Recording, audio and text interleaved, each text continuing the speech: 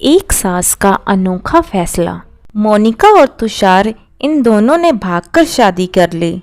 मोनिका मात्र 20 साल की और तुषार 25 साल का था। मोनिका अमीर घर से थी और तुषार मध्यम वर्गीय था। मोनिका के घर वालों को इस रिश्ते से विरोध था। उसके पिता को मोनिका के लिए अमीर लड़का चाहिए था। वैसे भी मोनिका के पापा के मुताबिक उसकी शादी करने की उम्र नहीं थी। थोड़ी सी समझ आने पर वह तुषार को भूल जाएगी, ऐसा मोनिका के पिताजी को लगता था। तुषार के माता पिता को इस शादी से कोई दिक्कत नहीं थी। मोनिका की पढ़ाई पूरी हो और तुषार को भी अपने करियर पर अच्छे से ध्यान देना चाहिए, ऐसी उनकी इच्छा थी। बाद में वक्त आने पर वह मोनिका के माँ पापा से बात करेंगे, ऐसा उन्होंने तुषार को बोला था। एक बार मोनिका और तुषार को बाहर घूमते हुए मोनिका के भाई ने उन्हें देख लिया। मोनिका को जबरदस्ती घर ले गया। उसके घर एक ही तमाशा होने लगा। उन्होंने मोनिका का घर के बाहर जाना बंद करवा दिया। लास्ट में सिचुएशन देखकर उन दोनों ने भागकर शादी कर ली। मोनिका के घर वालों ने उनसे सारे रिश्ते तोड़ दिए।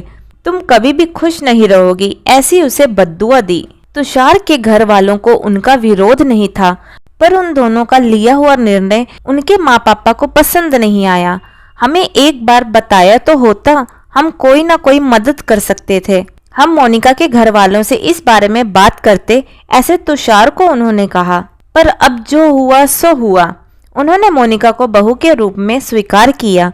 मोनिका और तुषार को लेकर वह मोनिका के मायके में भी गए, पर मोनिका के पापा अड़े हुए थे। उनको मोनिका का चेहरा देखना भी पसंद नहीं था। पापा के खिलाफ जाने में माँ की हिम्मत नहीं हो रही थी।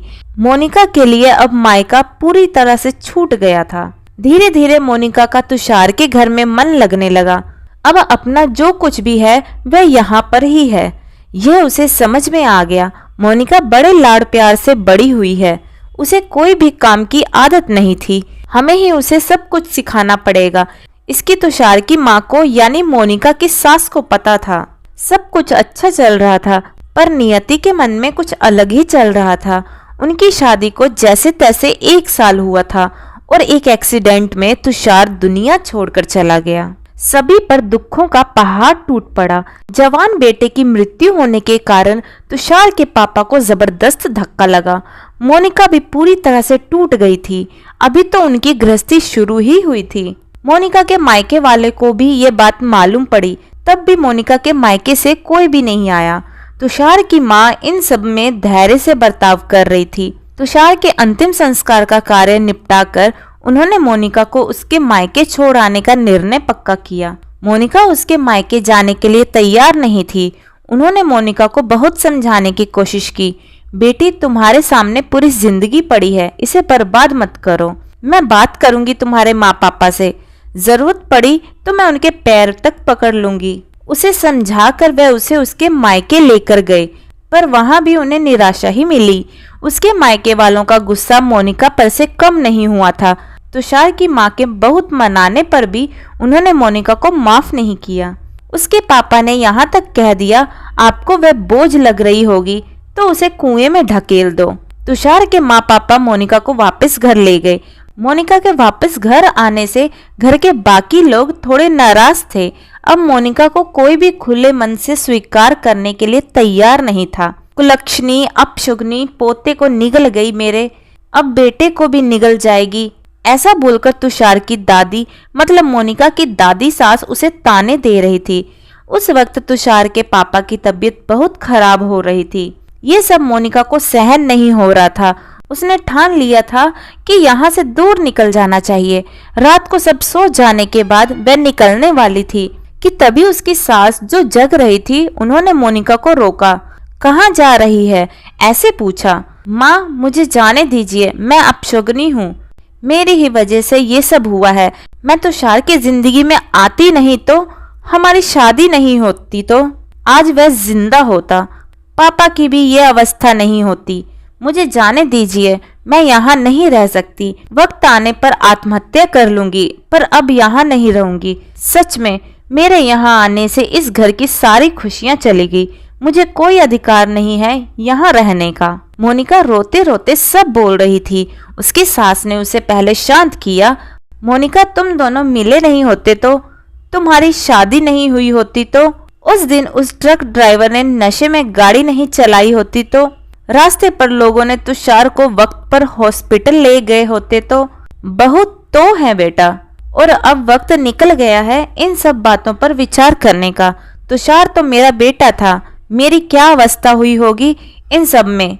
एक बार तो विचार किया क्या तुमने? वह तो चला गया और अब तुम भी छोड़कर चली जाओगी मुझे। मोनिका, तुम मुझ पर बोझ थी, इसलिए मैं तुम्हें तुम्हारे मायके छोड़ने नहीं गई थी। तुम्हारे सामने पूरी जिंदगी है, किसी के चले जाने से हम जीना तो नहीं छोड़ सकते। यहाँ से ज्यादा तुम वहां पर खुश रहोगी, क्योंकि यहाँ तुषार की यादें तुम्हें हमेशा दुख देगी। ऐसे मैं सोचती थी, पर जाने दो, जो हुआ सो हुआ। अब तुम तुम्हारी पढ़ाई पूरी करोगी, मैं हूँ तुम्हारे साथ, और इनकी चिंता करने के लिए मैं हूँ ना। सिर्फ तुम्हारा साथ चाहिए मुझे बेटा इन सब में। तुषार के जाने से हर कोई परेशान था, हर किसी का बोलने का तरीका अलग हो गया था। तुम्हारा दुख मैं अच्छे से समझ सकती हूँ, पर अब तुम्हें संभालना होगा, लोगों का बोलना नजरअंदाज करना होगा। तुम्हें मन लगाकर पढ़ाई करनी पड़ेगी।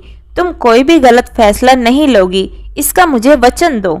मैंने मेरा जवान बेटा गवाया है और अब बेटी नहीं खोना चाहती। सास की बातें सुनकर मोनिका को रोना आया। उसने सास को गले से लगा लिया। माँ, मैं कहीं नहीं जाऊंगी आपको छोड़कर, आप जैसा बोलोगे वैसा मैं करूंगी। मोनिका की सास भी मन भर के रोई। आज पहली बार उनका दुख फूट फूट कर बाहर आया था। आगे मोनिका ने मन लगाकर पढ़ाई की। बहू नहीं, वह उस घर की बेटी बनी। बहुत सारे ताने, बुरी बातें सुनी उसने। हर एक राह पर उसकी सास उसके साथ थी। वो दोनों एक दूसरे की ताकत बनी। मोनिका IAS अधिकारी बनी। अब उसे दोष देने वाले लोगों का मुंह भी बंद हो गया। मोनिका के मायके वालों को भी ये खबर पता चली। उसके पापा के सिवाय मायके के सभी लोग उसे पूछने लगे थे। सास ने अच्छा जोड़ीदार चुनकर मोनिका की दूसरी शादी करवाई। शादी के बाद भी मोनिका अपनी इस माँ को कभी नहीं भूल पाई। शासकीय अंतिम काल में भी मोनिका रात का दिन करके सेवा में हाजिर होती थी। सास के रूप में मोनिका को उसकी जिंदगी खरे अर्थ से जीना सिखाने वाली माँ उसे मिली थी। पर सच में मोनिका के सास जैसी ऐसी कितनी समझदार औरतें इस समाज में हैं, जो एक चौखट से बाहर जाकर सोचती हैं और दूसरों का आधार बनकर उनका जीवन सफल बनाती हैं। तो दोस्तों, आपको हमारी आज की ये कहानी कैसी लगी कमेंट करके ज़रूर बताइएगा। कहानी पसंद आई हो तो वीडियो को लाइक शेयर करें और चैनल हिंदी स्टोरीज डियर को सब्सक्राइब करना ना भूलें। वीडियो को पूरा देखने के लिए बहुत बहुत धन्यवाद दोस्तों। तो मिलते हैं अगली कहानी में, तब तक के लिए जय श्री कृष्णा।